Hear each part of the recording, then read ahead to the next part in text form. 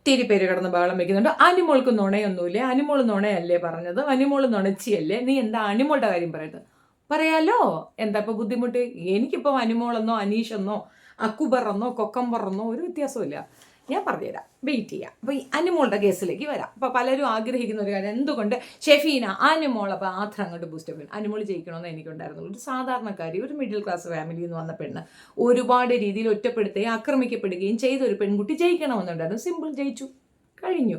ഇനി നമുക്ക് വിഷയത്തിലേക്ക് വരാം. എന്താണ് അവളുടെ നുണകൾ? നുണ നമ്പർ 1, ഒന്നാമത്തെ നുണ എന്ന് പറയുന്നത് പുള്ളിക്കാരത്തി ചാണകം മെഴുകി വീട്ടിൽ കിടന്നു എന്നുള്ളതാണ്. ശുദ്ധ നുണയാ, പൊട്ട നുണയാ, പടൂ നുണയാണ്. പ്രത്യേകിച്ച് തിരുവനന്തപുരം എന്നോ ഏകദേശമൊക്കെ നിങ്ങൾക്ക് മനസ്സിലാവുന്നു. ഇപ്പോഴത്തെ കുറേ ആൾക്കാർക്ക് പുറത്തുനിന്നൊക്കെ വന്ന് ഇവിടെ ഒരുപാട് പേര് താമസമൊക്കെ വന്ന ശേഷം ഇതിനൊരു മറ്റൊരു മുഖം വന്നിട്ടുണ്ടെങ്കിലും ബേസിക്കലി തിരുവനന്തപുരംകാരെന്നൊക്കെ പറയുന്നത് മിഡിൽ ക്ലാസ് ആൾക്കാർ തന്നെയാണ്. ഹ്യൂജ് ലെവൽ പ്രോപ്പർട്ടി ഉണ്ടെങ്കിൽ പോലും ഈ കാണിപ്പിൻ്റെ ഒന്നുമില്ല, പടാരിപ്പ് കാണിപ്പ് അങ്ങനത്തെ ഒന്നും ഉള്ള ആൾക്കാരില്ല. എൻ്റെ ഒരു എക്സ്പീരിയൻസ് എനിക്ക് പറയാൻ പറ്റുള്ളൂ. ഞാൻ ബോർഡർ ലൈനാണ് തിരുവനന്തപുരത്തിൻ്റെ, എന്നാലും തിരുവനന്തപുരം ഓൾമോസ്റ്റ് നമ്മുടെ തന്നെയാണ്, സ്വന്തക്കാരും ബന്ധുക്കളും ഒക്കെ. അപ്പം തിരുവനന്തപുരത്തിനെ പറ്റിയിട്ടുള്ള എൻ്റെ ഒരു കൺസെപ്റ്റ് അതാണ്. ഓക്കെ, അത് അവിടെ നിൽക്കട്ടെ. ചാണകം മെഴുകിയ തറയിലേക്ക് പോകാം. 94 കണ്ടാണ് ഈ കുട്ടിയുടെ ബർത്ത്ഡേ എന്ന് തോന്നുന്നു, ബർത്ത് ഡേറ്റ്. അപ്പോൾ ഈ 94 പിറന്ന ഒരു കുഞ്ഞ് ആ കാലഘട്ടത്തിൽ ചാണകം മെഴുകി തറഞ്ഞു, ശിവനെ ശിവനെ, അതൊക്കെ ശുദ്ധ നുണയാണ്, ചുമ്മാതെയാണ്. അത് നുണയാണ് പറയുന്നത്. പക്ഷേ സാമ്പത്തിക ഞെരുക്കങ്ങൾ അനുഭവിച്ച് ജീവിച്ചു വന്നൊരു പെൺകുട്ടി തന്നെയാണ്, ഒരു തർക്കവുമില്ല. ആ പഴയകാല ഓർമ്മകൾ അയവെട്ടുന്നത് നല്ലതാണ്. പക്ഷെ ഇപ്പോഴും വീട്ടിൽ ദാരിദ്ര്യമാണ് എന്നൊരു ഫോമിൽ സ്പ്രെഡ് ചെയ്തത് വളരെ മോശപ്പെട്ടൊരു കാര്യമാണ്. കാരണം അനിമോളുടെ ചേച്ചി പറയുന്ന ഒരു വീഡിയോ പുറത്തു വന്നിട്ടുണ്ട്. അതിനകത്ത് ഈ EMI അവർ ക്ലോസ് ചെയ്തിട്ടുണ്ട്. EMI എടുത്ത് വാങ്ങിയ വണ്ടി അത് അവരുടെ പേർക്കായിരുന്നു, അവരുടെ ചേച്ചിയുടെ പേർക്കാണ്. ചേച്ചിയും കൂടെ സപ്പോർട്ട് ചെയ്തിട്ട് തന്നെയാണ് എടുത്തത്. അവർക്ക് സർക്കാർ ജോലി ഉണ്ടെന്നാണ് കേട്ടിട്ടുള്ളത്. ഏകദേശം നല്ല ഫിനാൻഷ്യൽ ഒരു ഇപ്പോൾ ഒരു നല്ല സ്റ്റാറ്റസ് ഉള്ള നിലയിൽ തന്നെയാണ് അനിമോൾ ആൻഡ് ഫാമിലി ഉള്ളത്. അനിമോളുടെ എഫർട്ട് തന്നെയാണ്. പിന്നെ അനിമോള് പിശുക്കി ആയതുകൊണ്ടാണ് ഈ ലോറി ട്രാൻസ്പോർട്ട് അങ്ങനെയൊക്കെ ഉള്ളത്. അത് നമുക്ക് വിശ്വാസയോഗ്യമായ ഒരു കാര്യമാണ്. അടുത്തെന്താണ് പറയുന്നത്? തൊട്ടതിനും പിടിച്ചതിനും ഒക്കെ കരച്ചിൽ വരുന്ന വളരെ സെൻസിറ്റീവായ ഒരു ഗേളാണെന്ന് പറയുന്നുണ്ട്. പക്ഷെ ആദ്യത്തെ സമയത്തൊന്നും അങ്ങനെ ഉണ്ടായിരുന്നില്ല. അതും ഒരു നുണയായിട്ട് തന്നെയാണ് എനിക്ക് തോന്നിയത്. ഈ കരച്ചിൽ എന്ന് പറയുന്നത് അതൊരു നല്ല സ്ട്രാറ്റജിയാണ്. അത് ഇറക്കുന്നവർക്ക് അവിടെ പുരോഗമനം ഉണ്ടാകുമെന്ന് തെറ്റിദ്ധരിക്കപ്പെടുന്ന രീതിയിലാണ് അനിമോൾ അവിടെ പ്രവർത്തിച്ചിട്ടുള്ളത്. അതെന്തുകൊണ്ടാണെന്ന് അറിയാമോ? അക്ബറിന്റെ കേസ് കണ്ടോ, ലാസ്റ്റ് മിനിറ്റ് കരയുന്നത് അനിമോളെ കണ്ടുപിടിച്ചത് തന്നെയാണ്. ഇനി അനിമോളിന്റെ മറ്റൊരു നെഗറ്റീവ് ഫുഡിന്റെ കാര്യമാണ്. അത് നമ്മുടെ ഗായകൻ ശ്രീകുമാർ പൊട്ടിച്ചൊക്കെ കൊടുക്കുന്നുണ്ടല്ലോ. പുള്ളിക്കാരത്തേക്ക് ഫുഡ് ഉണ്ടാക്കാൻ അറിയാം. നമ്മളുടെ ഭക്ഷണം, നമ്മളൊരു ഫുഡ് ഉണ്ടാക്കുന്ന കാര്യം ഒരിക്കലും നമ്മൾക്ക് ടേസ്റ്റി ഫുഡ് ഉണ്ടാക്കാൻ വിത്തൗട്ട് നോളജ് പറ്റത്തില്ല. ഇപ്പം പല ആണുങ്ങളും പറയുന്നതാണ് എൻ്റെ അമ്മ ഉണ്ടാക്കുന്ന കണക്ക് ഭക്ഷണം എൻ്റെ ഭാര്യയ്ക്ക് അറിയത്തില്ലെന്ന്. ആ ഭാര്യ തന്നെ ഒരു 10-40 വർഷങ്ങൾക്ക് ശേഷം ഇതേ ഡയലോഗ് അവരുടെ മകനിൽ നിന്നോ മകളിൽ നിന്നോ കേൾക്കും. അതെന്തുകൊണ്ടാണ്? എക്സ്പീരിയൻസ് ആണ്. എൻ്റെ അമ്മ ഉണ്ടാകുന്ന പോലെ എന്നെ കൊണ്ടൊക്കത്തില്ല. ബിക്കോസ് അവർക്ക് അത്രത്തെ വർഷത്തോളമുള്ള പഴക്കവും എക്സ്പീരിയൻസും ഉണ്ട്. ഈ എനിക്കൊക്കെ സ്മെല്ലിൽ കൂടെ ഉപ്പ് കൂടിയിട്ടുണ്ടോ മുളക് കൂടിയിട്ടുണ്ടോ എന്ന് പറയാൻ പറ്റും. ദാറ്റ് മച്ച് എക്സ്പീരിയൻസ് ഉണ്ട് കുക്കിങ്ങിൽ. അത്രയും എക്സ്പീരിയൻസ്. എൻ്റെ മകൻ ഭയങ്കര കൗതുകത്തോടെ ചോദിക്കും മമ്മിക്ക് എങ്ങനെ അറിയാൻ പറ്റുമെന്ന്. അതറിയാൻ പറ്റും, അതാണ് എക്സ്പീരിയൻസ്. എന്നാൽ ഞാൻ വിവാഹം കഴിഞ്ഞ് ആദ്യം ചെന്ന് ഉണ്ടാക്കിയതിനകത്ത് മുടിഞ്ഞ ഉപ്പായിരുന്നു. അപ്പം അത് നമുക്കറിയില്ല, പിന്നീടാണ് നമ്മൾ പഠിക്കുന്നത്. ഇപ്പോൾ A to Z നമ്മൾ കുക്കിംഗ് പഠിച്ചിട്ടുണ്ട്. അപ്പോൾ അത് നുണയായിരുന്നു എന്നുള്ളത് വസ്തുത തന്നെ. അത് അനിമോളുടെ നുണ തന്നെയാണ്. അനിമോള് പക്ഷേ പറഞ്ഞത് ഇങ്ങനെയാണെന്നാണ് ഞാൻ മനസ്സിലാക്കിയത്, അടുക്കളയിലൊന്നും കയറത്തില്ല, കയറ്റിക്കത്തില്ല എന്നുള്ളതാണ്. അല്ലാണ്ട് കുക്കിംഗ് അറിയില്ല എന്നവൾ പറഞ്ഞിട്ടുണ്ടെങ്കിൽ അത് ശുദ്ധ നുണയാണ്, കളവാണ്. അതിനകത്ത് എനിക്ക് തർക്കമൊന്നുമില്ല. അതേ നുണച്ചി തന്നെയാണ് അനിമോൾ. പിന്നെ നമ്മൾ ഒരു ഷോയിൽ പാർട്ടിസിപ്പേറ്റ് ചെയ്യുന്നു, കൂടെ നിൽക്കുന്നവർക്ക് ബുദ്ധിമുട്ടുണ്ടാക്കുന്ന തരത്തിൽ നമ്മുടെ സ്റ്റേറ്റ്മെന്റ്സ് പോകാൻ പാടില്ല. അനിമോള് ശൈത്യയെയോ ആദില നൂറയോ കൺസേൺ ചെയ്തിട്ടില്ല എന്നുള്ളത് ഒരു വാസ്തവമാണ്. നമ്മൾ കാണുമ്പോൾ അനിമോൾ പീഡിപ്പിക്കപ്പെടുന്നതേ കാണുന്നുള്ളൂ. പക്ഷേ അനിമോൾ മൂലം ഇവർ പുറത്ത് ആക്രമിക്കപ്പെടുന്ന കാര്യം അനിമോൾക്ക് ഓർമ്മയില്ല. അനിമോൾ അത് ഓർത്തില്ല, അനിമോൾ അത് കൺസേൺ ചെയ്തിട്ടില്ല. അങ്ങനെയാണെങ്കിൽ അനിമോൾ നല്ലൊരു സുഹൃത്തല്ല. അനിമോൾ ഒരു പാവമാണ്, എല്ലാം തർക്കമൊന്നുമില്ല. പക്ഷെ അനിമോൾ ഒരു സുഹൃത്തല്ല, അതൊരു വാസ്തവമായ കാര്യമാണ്. നമ്മൾ പറയുക എന്നുള്ളത് നമ്മുടെ ഉത്തരവാദിത്തമാണ്, അതുകൊണ്ട് പറയുന്നതാണ്. ഇനി അനിമോൾ എന്താണ് അവിടെ ചെയ്തത്? ശൈത്യക്കെതിരെയൊക്കെ എന്താണ് ചെയ്തത്? ചില കാര്യങ്ങളിൽ മൗനം പാലിച്ചില്ലേ? ആ മൗനം പലയിടങ്ങളിലും അവൾ പാലിക്കണമായിരുന്നു. പക്ഷെ അവൾക്കറിയാം ഇത് പുറത്തേക്ക് പോകുന്നത് എനിക്ക് ഫേവറബിൾ ആണെങ്കിൽ അവരെ കുറച്ചുകൂടെ അങ്ങ് ഇട്ടുകൊടുക്കാം എന്നുള്ള രീതിയിലാണ്. ഇപ്പൊ ശൈത്യയുടെ കാര്യം പറയണു, അവിടെ അത് ഓപ്പൺ അപ്പായി കൃത്യമായി അങ്ങ് പറഞ്ഞാൽ മതിയായിരുന്നു. നീ അങ്ങനെ പറഞ്ഞില്ലേ എന്ന് ചോദിച്ചാൽ ഫൈറ്റ് കുറച്ചുകൂടെ ഇതാക്കിയിരുന്നെങ്കിൽ ശൈത്യ അഡമണ്ടായിട്ട് പറയുന്ന കാര്യം എന്താണ്? നിനക്ക് ക്രഷ് ഉണ്ടായിരുന്നു ആര്യനുമായിട്ട് എന്ന് ഉറച്ചങ്ങ് പറയും. ആ ഉറച്ചു പറച്ചിൽ അനുമോൾക്ക് നിഷേധിക്കാൻ പറ്റില്ല. കാരണം അനുമോൾ പറഞ്ഞിട്ടുണ്ട്, ക്രഷ് ഉണ്ടെന്ന് പറഞ്ഞിട്ടുണ്ട്. അപ്പോൾ ശൈത്യ പ്രശ്നത്തിലാകും. ഐ മീൻ ശൈത്യ സോൾവ് ആകും, അനുമോൾ പ്രശ്നത്തിലാകും. അത് പറ്റത്തില്ല എന്നുള്ളതാണ്. പക്ഷെ അനുമോൾ അങ്ങനെ ചെയ്തിരുന്നെങ്കിൽ അനുമോൾ എൻ്റെ മനസ്സിൽ ഉയർന്നു നിൽക്കുമായിരുന്നു. ശൈത്യ അതും കടന്ന് കുറെ കൂടെ വൃത്തിയോട് പറഞ്ഞു. കാരണം തങ്കച്ചൻ്റെ പേര് പറഞ്ഞിട്ടുണ്ട്, അനീഷിൻ്റെ പേര് പറഞ്ഞു. ജയിക്കാൻ വേണ്ടി പറയുന്നതാണെങ്കിൽ പോലും ആ വാക്കുകൾ അതിഭീകരമായിരുന്നു. അത് കൊള്ളേണ്ടടുത്ത് തന്നെ കൊണ്ടിട്ടുണ്ട്. ഇനി അടുത്തത് PR-ന്റെ കാര്യം. അനുമോൾക്ക് PR ഇല്ല എന്ന് അനുമോൾ പറഞ്ഞിട്ടുണ്ടെങ്കിൽ അത് ശുദ്ധ നുണയാണ്. അനുമോൾക്ക് PR ഉണ്ട്. And A very strong PR ആണ് വിനു. വിനുവിൻ്റെ ഒരു വീഡിയോ ഞാൻ കണ്ടിരുന്നു. വിനു ഭയങ്കര PR ആണ്, സൂപ്പർ PR ആണ്. എന്തുകൊണ്ടാണെന്ന് അറിയാമോ? വിനു ഇതിനു മുമ്പ് പലരുടെയും PR ചെയ്തിട്ടുണ്ട്. അപ്പം നമുക്ക് ഇപ്പം എനിക്കൊരു സർവീസ് ഒരാൾ ചെയ്തു തന്നു എന്ന് വയ്ക്കാം.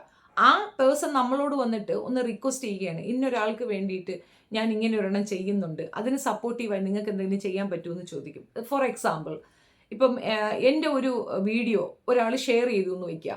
അപ്പം എനിക്കൊരു വീഡിയോ ഷെയർ ചെയ്യണമെങ്കിൽ ഞാൻ പുള്ളിയെ സമീപിച്ചാൽ 100% പുള്ളി അത് ഷെയർ ചെയ്യും. എന്തുകൊണ്ടാണ്? ഞാൻ പുള്ളിക്ക് അത് ചെയ്തു കൊടുത്തിട്ടുണ്ട്. അപ്പോൾ അതുകൊണ്ട് ആ ഒരു താങ്ക്സ് ഗിവിങ് പോലെ അനുമോൾക്ക് വേണ്ടിയിട്ട് അഖിൽ മാരാർ ഇറങ്ങി നിന്നു. അഖിൽ മാരാറിൻ്റെ PR ആരായിരുന്നു? വിനു ആയിരുന്നു.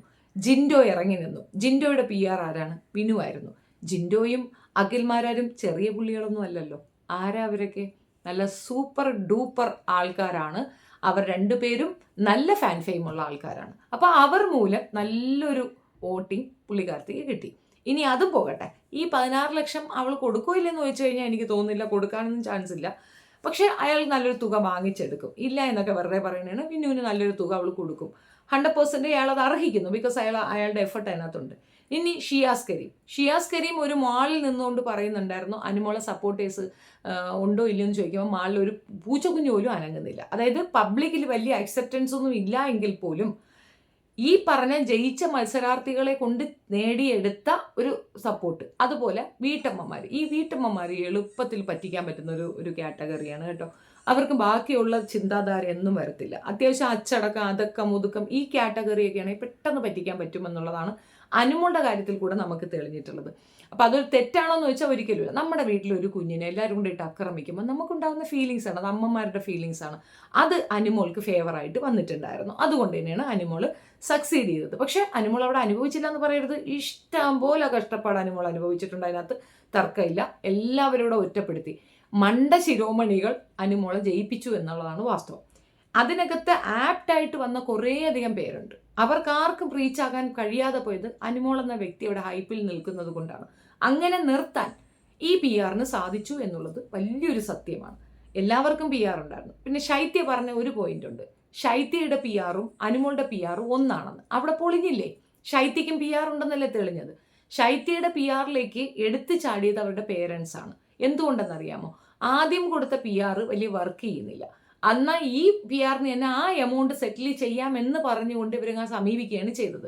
അവർ ഒരു മാസത്തേക്ക് 1 ലക്ഷം രൂപയാണ് വാങ്ങിച്ചതെങ്കിൽ ബാക്കിയുള്ള മാസത്തേക്ക് എത്ര രൂപ വാങ്ങിക്കും? പക്ഷെ വിനു ഓൾറെഡി കമ്മിറ്റഡ് ആണ് മറ്റൊരാളുമായിട്ട്. അതുകൊണ്ട് തന്നെ പുള്ളിക്കാരനേക്ക് അത് നിഷേധിക്കേണ്ടി വന്നു എന്നുള്ളത് വാസ്തവം. മാത്രവുമല്ല, കണ്ടന്റ് കൊടുക്കാത്ത ഒരു കണ്ടസ്റ്റന്റിനെ വിജയിപ്പിക്കുക എന്നുള്ളത് ഒരു വലിയ ഹിമാലയം കയറുന്ന പരിപാടിയാണ്. അതുകൊണ്ട് തന്നെ സ്കൂട്ടായി പുള്ളി. ആ ഒരു വിഷയമാണ് അവിടെ എടുത്തു പറഞ്ഞത്. ഒറ്റ മാസത്തേക്ക് 1 ലക്ഷമോ എന്നുള്ള അതിശയോക്തിയാണ് ശൈത്യ അവിടെ പ്രസന്റ് ചെയ്തിട്ടുള്ളത്. അപ്പോൾ ഇത് അനുമോളുടെ പ്രശ്നമാണോ അല്ലെങ്കിൽ ശൈത്യയുടെ പ്രശ്നമാണോ? അതൊന്നുമല്ല. അനുമോൾ അവിടെ എന്തൊക്കെ ചെയ്തു എന്നുള്ളതിൽ ഞാൻ കാണുന്നുണ്ട്, ഇല്ല എന്നൊന്നും പറയുന്നില്ല. ഒരുപാട് കാര്യങ്ങളിൽ അനുമോളുടെ ഭാഗത്ത് വീഴ്ചകളുണ്ട്. ഇത് ഒന്നും രണ്ടുമല്ല, ഇഷ്ടംപോലെ കാര്യങ്ങൾ നമുക്ക് പറയാൻ പറ്റും. ഒരുപാട് കാര്യങ്ങൾ പറയാൻ പറ്റും.